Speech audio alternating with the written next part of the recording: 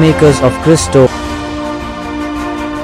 திருப்பாடல் 103 வசனத்திலே, தகப்பன் தன் பிள்ளைகளுக்கு இறங்குகிறது போல கர்த்தர் தமக்கு பயந்தவர்களுக்கு இறங்குகிறார். தகப்பன் தன் பிள்ளைங்களுக்கு இறங்குவதை போல கர்த்தர் நமக்கு இறங்குகிறார்.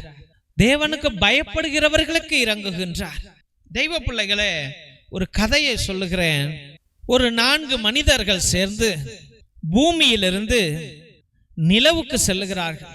பல கோடிகளை செலவழித்து ராக்கெட்டை செய்து அதற்கு தேவையான உணவுகளை எடுத்துக்கொண்டு அந்த பயணத்தை மேற்கொள்ளுகிறார்கள். போறாங்க போறாங்க போறாங்க போகும்போது பார்க்கறாங்க பூமி, ஓ இங்க அழகா இருக்குதே, ஓ அங்க கடல் இருக்குதே, ஓ அங்க பசுமையா இருக்குதே, ஓ இங்க மலைகள் இருக்கிறதே, ஓ இங்க நல்லா இருக்கிறதே, ஓ அருவிகள் கொட்டுதே, ஐயோ இங்கெல்லாம் பயங்கரமான விலங்குகள் இருக்கிறதே, ஐயோ அழகா இருக்குதே பூமி என்று பார்த்து கொண்டே நிலவுக்கு செல்லுகிறார்கள். நிலவுக்கு சென்ற பிற்பாடு அங்கு பார்க்கிறார்கள் ஒரே வறட்சி.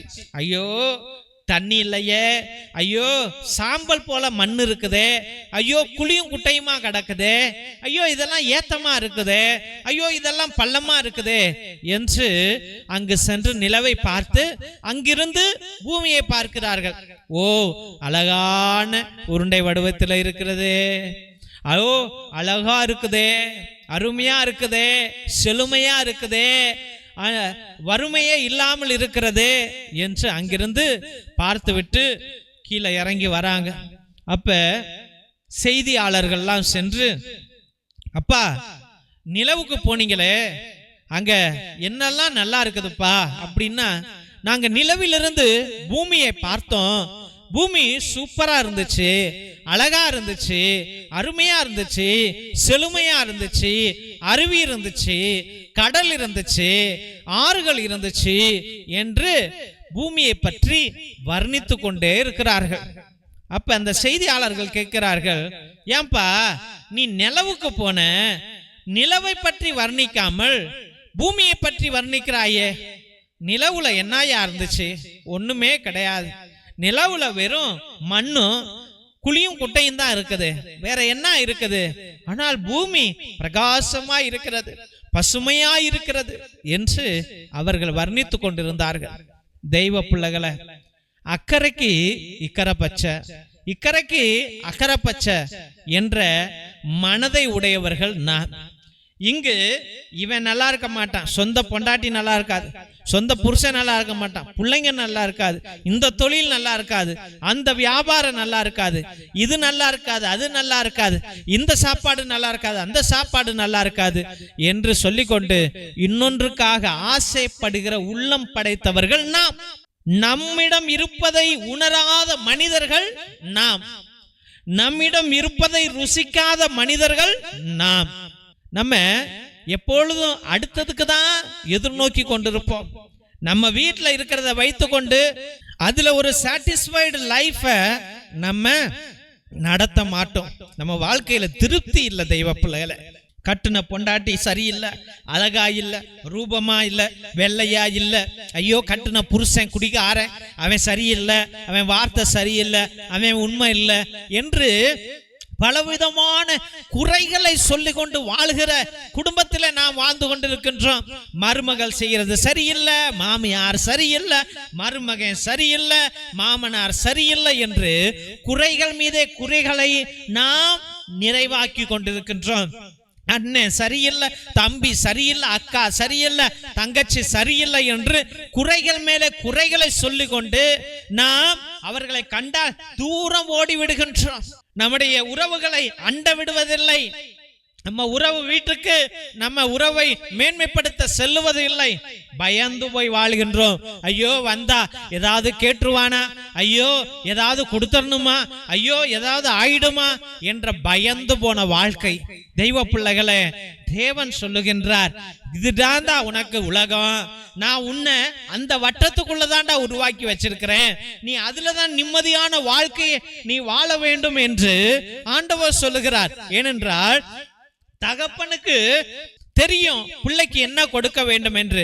அப்ப கடவுளுக்கு பயந்தவனுக்கு என்ன கொடுக்க வேண்டும் என்பதை தேவன் நிர்ணயித்து வைத்திருக்கிறார். அதை கட்டி வைத்திருக்கிறார், அதை உருவாக்கி வைத்திருக்கிறார், அதை படைத்து வைத்திருக்கிறார். நீ அதிலிருந்து மீள முடியாது தெய்வ பிள்ளைகளே.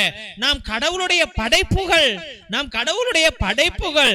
அப்ப தேவனுடைய சித்தத்தின் பிரகாரமே நாம் வாழணுமே ஒழிய நாம எதுவுமே முடிவெடுத்தாலும் அது ஃபெயிலியர் ஆயிடும். நாமே முடிவெடுத்தா அது ஃபெயிலியர் ஆயிடும்.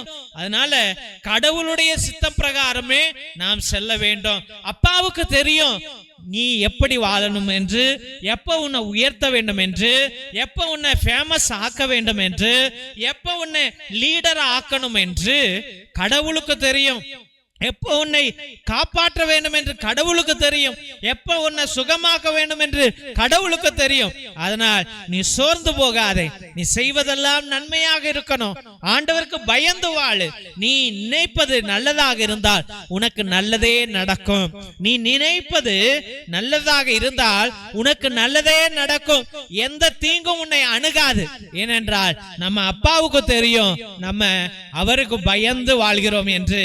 நம்ம அப்பா தெரியும் அவர் நம் மீது ஆட்சி செலுத்துவார் என்று அப்பாவுக்கு தெரியும் தெய்வ பிள்ளைகளே. அதனால உன் சித்த பிரகாரம் எதுவுமே நடக்கவில்லை, கடவுள் உன்னை காப்பாற்றுவார். கடவுள் செய்வதெல்லாம் நன்மைக்கே என்று முன்னாடி போய்கிட்டே இரு. கடவுள் நிறைவாக ஆசீர்வதிப்பார். திருசிலுவை ஆசீர்வாதத்தை பெற்றுக்கொள்வோம். தந்தை ஆசீர்வாதத்தின் திருசிலுவை. திருசிலுவை உனக்கும் உன் குடும்பத்திற்கும் வெளிச்சமாய் இருக்கிறது. நரக சர்ப்பம் உனக்கு அதிபதியாக வேண்டாம். சாத்தானே அப்பாலே போ. நீ கொடுப்பது தீது, நீயே அந்த நஞ்சை உட்கொள். நற்கருணை ஆசீர்வாதத்தை பெற்றுக்கொள்வோம்.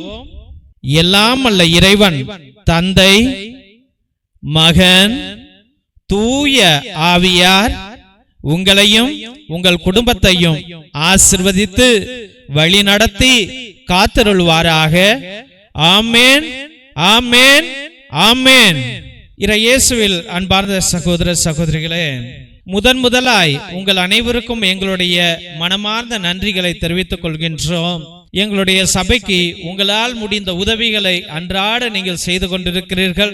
அதற்காக எங்களுடைய ஆயர் மோஸ்ட் ரெவரண்ட் ஹிபோரா குசாலா சார்பாகவும் எங்களுடைய சபை தலைவர் ஃபாதர் கிஷோர் சார்பாகவும் எங்களுடைய மனமார்ந்த நன்றிகளை தெரிவித்துக் கொள்கின்றோம்.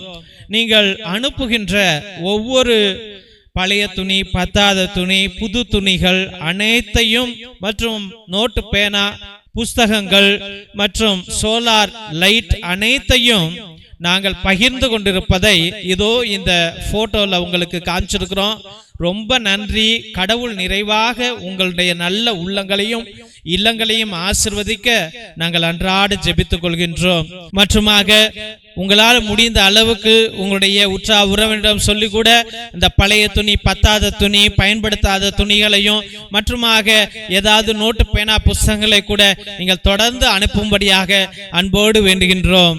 மற்றுமாக தெய்வ பிள்ளைகளே, ஒரே குருவானவர் ஃபாதர் டேவிட், அதாவது நான் ஒவ்வொரு நாளும் மதியம் 3 மணியிலிருந்து 5 மணி வரைக்கும் உங்களுக்காக இறை இரக்கத்தின் ஜெபமாலை, நேர்த்தி திருப்பலி, கிரகோரியன் மாஸ், ஆராதனை, உன்னத திருப்பலியை ஒரே குருவானவராக ஆண்டவருடைய சந்நிதியிலே ஆண்டவரோடு பேசிக்கொண்டு உங்களுக்காக ஜெபிக்கிறேன். நீங்கள் கொடுக்கிற அந்த 100 ரூபாய்க்கு நியாயமான காரியங்களை நாங்கள் எங்களால் முடிந்த அளவுக்கு செய்கிறோம். அதனால தெய்வ பிள்ளைகளே, நீங்கள் அனைவரும் நேர்த்தி திருப்பலி, அதாவது உங்கள் விண்ணப்பங்கள் நிறைவேறவில்லை என்றால் 3 திருப்பலி, 5 திருப்பலி, 7 திருப்பலி, 9 திருப்பலி, 12 திருப்பலி, 21 திருப்பலி, 30 திருப்பலி, 33 திருப்பலி என்று நீங்கள் அர்ப்பணிக்கலாம்.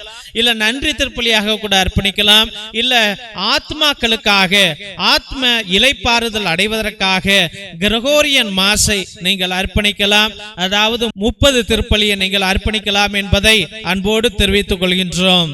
மற்றுமாக மிரக்கல் ஆயில் எத்தனையோ நோய்களையும் எத்தனையோ வலிகளையும் அகற்றி போடும். குழந்தை பாக்கியத்திற்கு, ஆஸ்மாவுக்கு, மூச்சு வாங்குவதற்கு, மூச்சு திணறலுக்கு, வயிற்று வலிக்கு அனைத்திற்கும் இது உதவும். முழங்கால் வலிக்கு, சுகர், பிபி அனைத்திற்கும் இது உதவும். இதை தயவு செய்து நீங்கள் வாங்கி பயன்படுத்தும்படியாக அன்போடு வேண்டுகின்றோம்.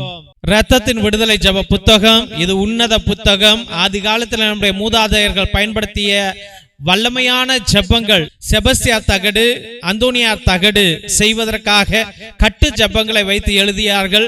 அந்த ஜெபங்களை உடைய இந்த புத்தகம் வல்லமையானது.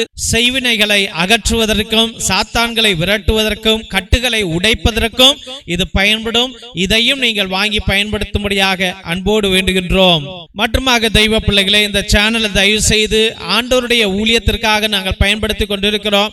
மக்களுக்காக அனுதினமும் ஜெபிக்கணும். என்னாலும் ஆண்டவர்கிட்ட பரிந்துரை செய்ய வேண்டும் என்று இந்த சேனலை வழி நடத்தி வந்து கொண்டிருக்கின்றோம். அதனால் உங்களால் முடிந்த உதவிகளை செய்யுங்கள். மற்றுமாக தெய்வ பிள்ளைகளே, இந்த சேனலை சப்ஸ்கிரைப் பண்ணுங்க, இதை ஷேர் பண்ணுங்க. உங்கள் தெரிஞ்சவங்கள்ட்ட சொல்லி ஒவ்வொரு நாளும் மதியம் 3 மணியிலிருந்து 5 மணி வரைக்கும் நடக்கும் ஜெபத்திலே கலந்து கொள்ளும்படியாக அன்போடு வேண்டுகின்றோம். Praise the Lord. God bless you all.